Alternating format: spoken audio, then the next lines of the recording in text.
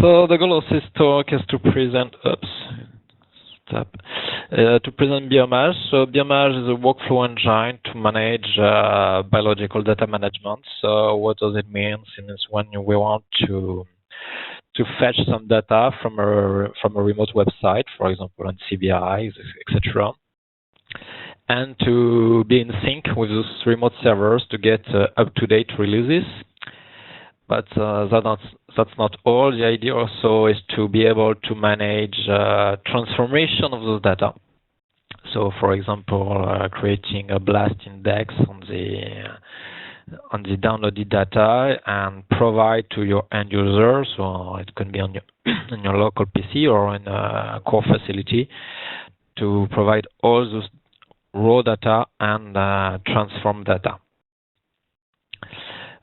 So at data bank, how is it managed usually? And with BioMAJ, we have two kind of users: the end users, so the biologists, the bioinformaticians that will use the local data, so on a local disk, where it needs to find data in a clear way, to find where is the data, etc. And the data manager, so a kind of administrator, that will be in charge to update the data on a regular basis, check if something is new, fix everything on data, etc. A bit of history, just to give you an overview of BioMAJ. BioMAJ, in fact, was born in 2005. So it started from a Citrina project. So it's quite a few years, 11 years now. We have, of course, made a lot of evolutions, a lot of bug fixes, new features, etc. And it's spread a lot in French bioinformatics facilities.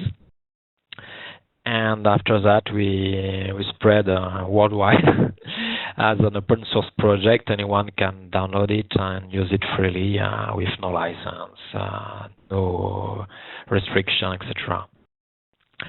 We got also, of course, some paper published. And 2 years ago, we rewrote completely BioMAJ. So now we are on BioMAJ3, where we rewrote completely the software in Python, added some new features, etc. Why a complete rewrite? The reason was the software was quite old, as I said. It was in Java before, so Java was not an issue itself. But there was lack of reproducibility, automated testing, etc. So we took the good, we removed the bad, and we have now a complete and easy functional software with automatic testing, Docker, image build automatically also, etc.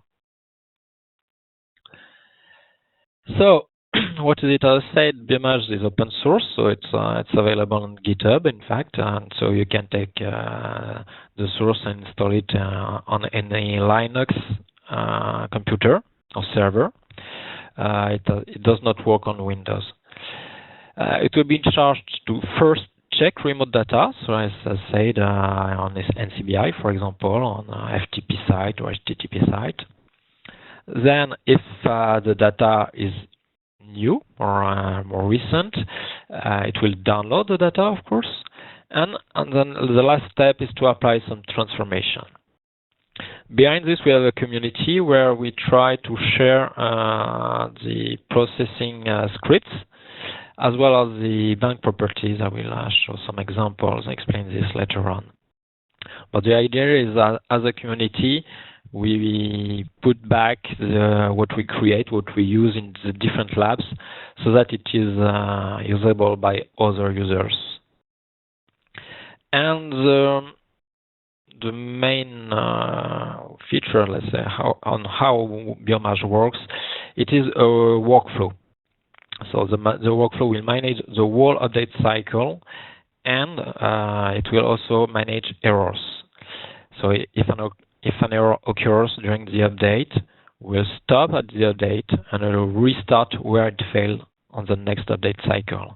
So it lets you fix the bug if it's a local issue, a wrong script, no space left on a local server, for example. And you can restart the update cycle without restarting all the steps, which can be quite long, or if you want to fetch, for example, the whole gene bank site, or it can take days to download. So you don't want to restart everything all the time. So a bit of overview. So we have this workflow engine, which takes some workflow description, some properties. So don't be scared with the term workflow. You don't have to write a real workflow. The workflow is always the same. We just tell BioMAJ what we want to download, where, and how we want to transform the data. For the transformation, we use post and pre-processing scripts. We can, for example, index, convert data, inject additional things in a database, for example.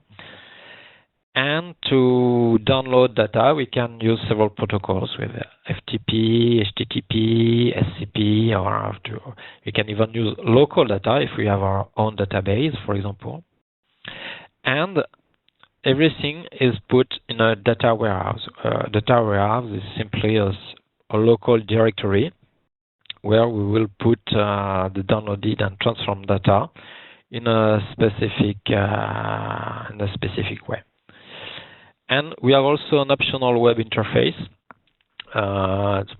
where we mostly target the end users, so they can find what are the available banks. Where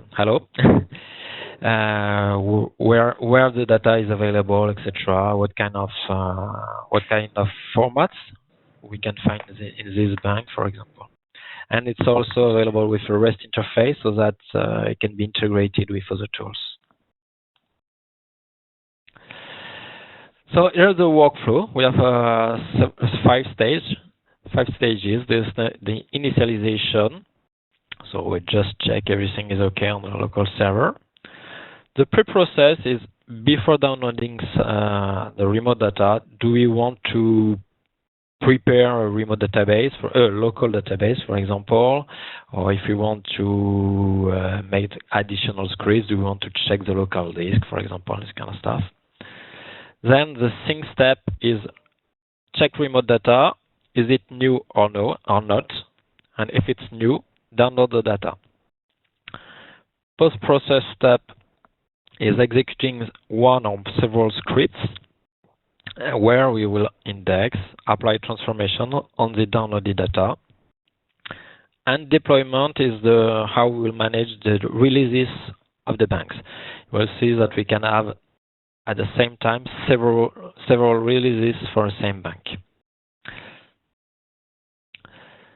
So initialization, as I said, we load the properties, we check the previous workflow ended in a nice way. Oops, I have lost my presentation. Okay, I'm back. So we check that everything is okay. We have completed the previous workflow. And if it's not completed, we'll restart where we stopped on the last time. Else, we start from scratch. So pre-processes, I just talked of this before. We just check anything. A process is basically simply a script. It can be a Python script, it can be a Bash script or a Perl script, we don't care. And you can just put your own scripts to execute what you need. Or of course, you can use one provided by the community. For the synchronization, so we will first try to get the release of the remote data. For this, we have several ways. We can either get the release from a remote file. So for a gene bank, for example, we can find a readme text where is the exact release of the bank. If it's not available, we will simply look at the last modified date of the available files, and the release in this case will simply be a date. If it's the same release, we stop. There is no need to download again the data. Then we list the content of the remote site. We download the files we want. We show this with, in fact, with regular expressions, where we'll define a set of regular expressions to define what files on the remote server you need. Once downloaded, we can apply again some regular expressions to keep only a part of the scraps of the files, because we can also uncompress automatically the downloaded files. So if you have a .gz, for example, file, we can uncompress it, and with regular expressions, we will define what files do we want to keep within the downloaded and extracted files. And at least, so we make a release with that. So it will be either the downloaded release or the a date. Post processes, I said we can execute one or many processes, and we have a simple workflow mechanism for those processes. We have blocks, meta processes, and pure processes, and we can put sequential or parallel execution of those processes. So in parallel, you will of course speed up the creation of your bank if those tasks have no link between them. If, however, a process needs the result of another one, it will be sequential, and they will be executed one after the other. Just due to the workflow mechanism, if one process fails during the update mechanism, because a file is missing, corrupted, or an error in the script, for example, anything, we will also keep the status of the process execution. So it means that if we look at the meta process 1 example, we can have process 1 which is okay, process 2 is wrong. We won't execute process 3 as there is no need to go further. And the next restart, as we say, as the workflow is not complete, we just restart on errors. So we skip the init, we skip the download, we go directly to the post-process step, and we either won't re-execute the process 1 of meta process 1 because it was successful, and the same for meta process 2 or meta process 3. So it's really, the idea is really to speed up the recovery on errors. The data warehouse, so we have put the 3-directory normalization to have a common structure with all the banks to get easier data to find, and also to access the latest version with a unique path. So basically, you have a data dir, which will be a common root directory where all your banks will be. You have the dir version, which is in fact the name of the bank. And after that, you have one directory per bank release. So it's DB name release. And after that, you have the flat, the subdirectory, where you will find all downloaded files. And after that, you can have a blast, and any other directories where you will put your transform data based on the types. We have, as I said, the unique path, the current symlink, so just a symbolic link, that will point to the latest release available. That means that if you have some scripts, you can always put the path to your bank using the current if you don't want to care about the release. But the fact that you can have and keep all releases, so you can have, for example, the 3 last releases of GeneBank, you can, of course, use in your script the full path to the release bank to be able to use an old bank. It is important to keep different releases because, of course, when you have some computations or you have to prepare a paper, for example, with results, you don't want to switch to a new release without even knowing it. So you want to get the same results during all your computations. So that's why we should always keep 1, 2, or more if needed, old releases. It is also possible to freeze a release, which means we won't be able to delete it until at least it is unfreezed. With this, we are sure, if we want to keep a specific release, that it won't be removed by accident or with the automatic cleanup. Regarding supervision, so BioMAJ has a Python client for command line. So you can manage the updates, the removal of your banks. You can get, of course, the status of a bank. We have web reports with the BioMAJ Watcher, the web interface. We can also, with the REST interface, create some new banks. And we can manage also multiple users. This means that you can have private or public banks, for example, and some users can create their own banks and be visible by themselves only. And the REST integration of the supervision tool also helps integration with mobile Galaxy, for example, to get the list of the available banks for a specific format. For example, we can query which banks have the BLAST format available, for example, so that you can get a list of all those banks in your tool. Here's a quick look of the repository status. Now here with BioMAJ status, we simply have the list of all our banks with some types. In the release, we have the release we fetch from the remote website and the visibility.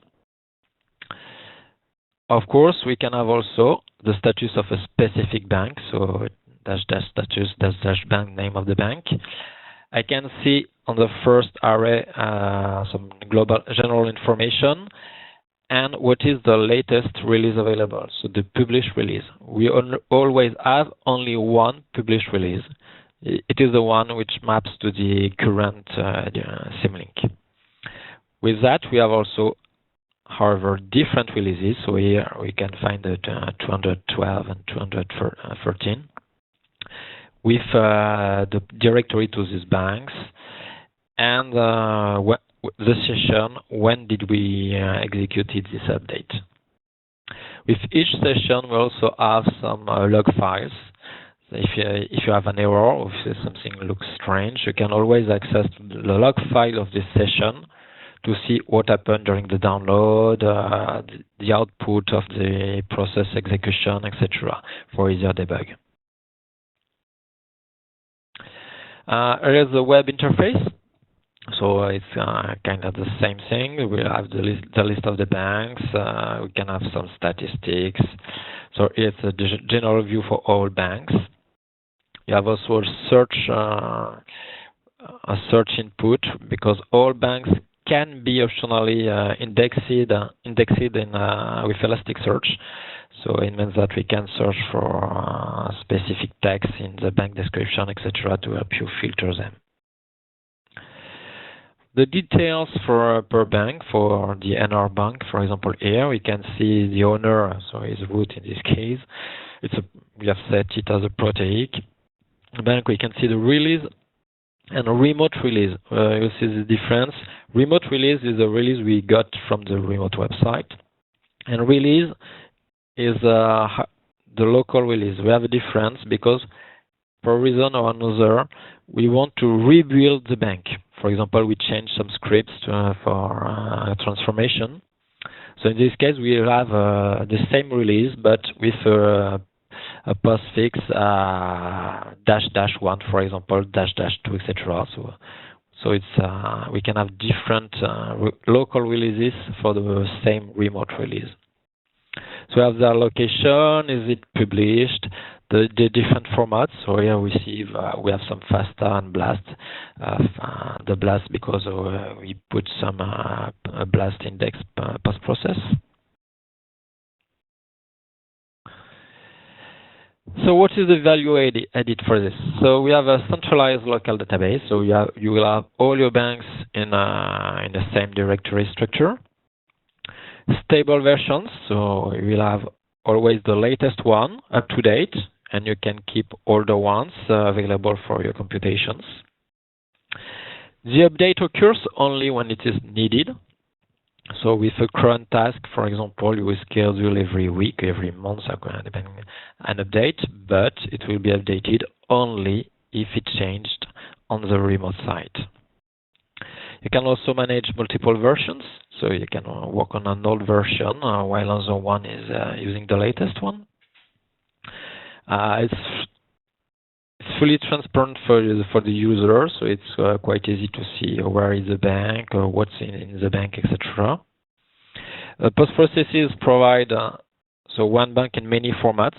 Even if you just have faster files on the remote site, you can get prepare blast index, etc. automatically. I don't have to ask your user to create them, mainly on large data banks. For example, on GenBank, you can create a blast index on the whole GenBank and per organism, etc., etc. So data are indexed for easier search.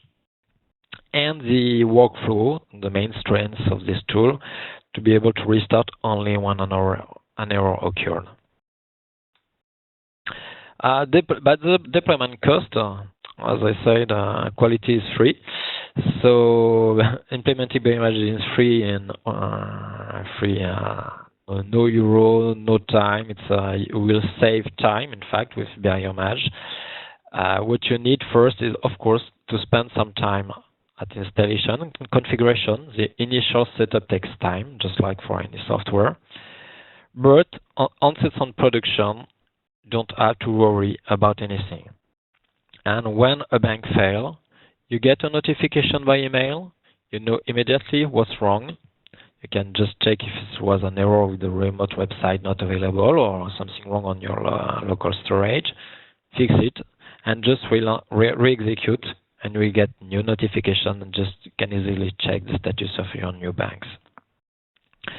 So it's you reduce your bank management cost. You don't need a specific admin for that. Yeah, as you have just re-execution of fail updates. Adding new banks is quite easy. Once you have created one, you see that adding new ones is you will find the same patterns. It's quite easy,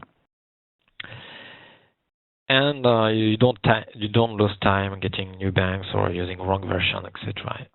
Everything is automatic. So I would say we usually consider that you need around 1 month for real production installation.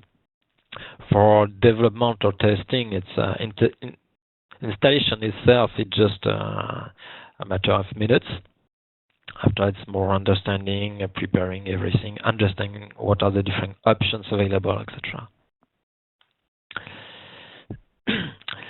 So the major features, I already said most of ones. So we can I just want to add that for the execution of the post processes, you can execute processes locally, so where BioMAJ is running. Or we have also a DRMAA interface, so you can submit on a cluster your jobs.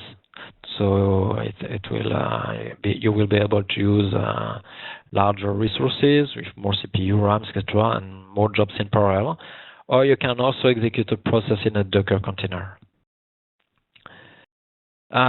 So you can, as I said, the script is any shell, Python script, and whatever. So it's easy to integrate your new transformation, notification, or other things you will need to integrate in this workflow. And in this easy supervision with the client and the web interface. So the bank definition, it's the bank property is simply a text file with a few fields to describe what you'll need. Here's just a simple example. We put DB name, for example, is the name of the bank we want to store. DR version is the location, the local location of the bank on your local disk. You specify the protocol, so here FTP, it could be HTTP, etc. The server you want to contact. Remote.dir is where on the server you want to look at your files. And remote.files, you simply define one or several regular expressions. So in this example, for example, I want all the ALU something.gz files. So this means I will download all files on remote dir matching this pattern. It could be also in subdirectories, and they will be automatically uncompressed locally. And local.files is once my files are uncompressed, which files I want to keep. For example, here, so lu.a or lu.n. And I don't want to keep the .md5 files, for example. So those files will be moved to the bank release directory. The post-processing, so I can apply any scripts. So I define some blocks, meta, I won't explain too deeply here, but again, we can execute them in parallel sequentially. We define the name of the process, its type, it's purely informational. The exe is, of course, the path and the name of the script you want to execute, and the args. In this example, for example, the args is test and $datadir/flat. So, of course, you can put any arguments. But as you can see, I can also put some variables. So datadir will give me the location of my current bank. If I want to transform some data, for example, I need, of course, to know where is this data. So this information is available with this environment variable. And when we execute the process, we also provide to the script several environment variables that can be used to know where is the data, what is the release of the current bank, etc. Now, I said BioMAJ works on its own. So you get your data locally, you have multiple banks, multiple releases.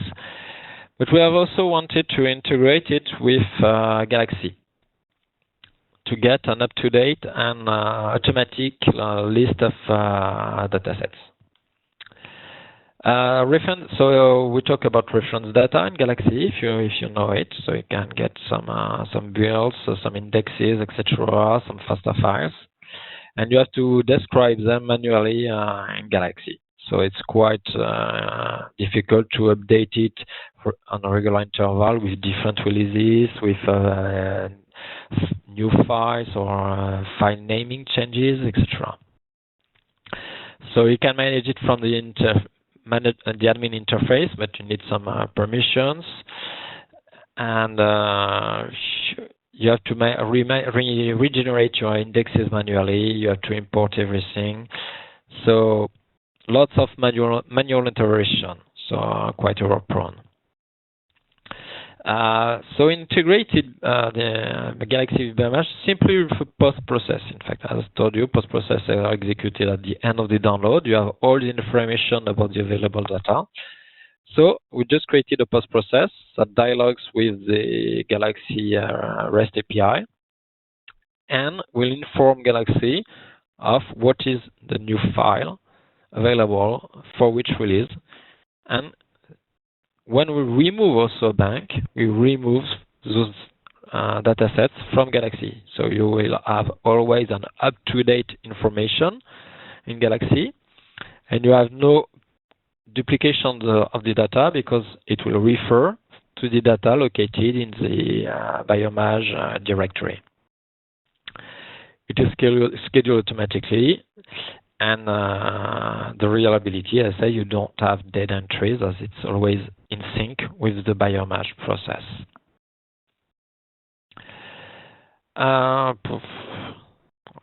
Can we switch to this? So to use it, you need a recent Galaxy instance. There were some modifications to allow this in Galaxy, but it has been integrated in the Galaxy core code. So all recent releases of Galaxy can manage this. And after that, you have the GitHub also repository to be able to grab this post-process and use it by yourself. And with BioMAJ Databank, it's only simply a config file or via the web interface. A short example of its usage in the Galaxy. So again, I say it's a post-process. We just define it. So the exe is a simply Python script at galaxylibrary.p. You give the URL in the arguments of your Galaxy server with your API key to be able to write to Galaxy. And you give him additional information for the remote release, for example, so that in Galaxy you will see which release of the genome is available, and the location of the file, so with that the available variables, so data, year, duration, etc. And for the remove process, we just define the same, but we ask Galaxy to remove this file. As BioMAJ manages several releases, in the same way in Galaxy you will be able to see several releases of your bank. As a result in Galaxy, for example, as it appears for Homo sapiens genome. That's it. So you have a website for BioMAJ, biomaj.genus.org.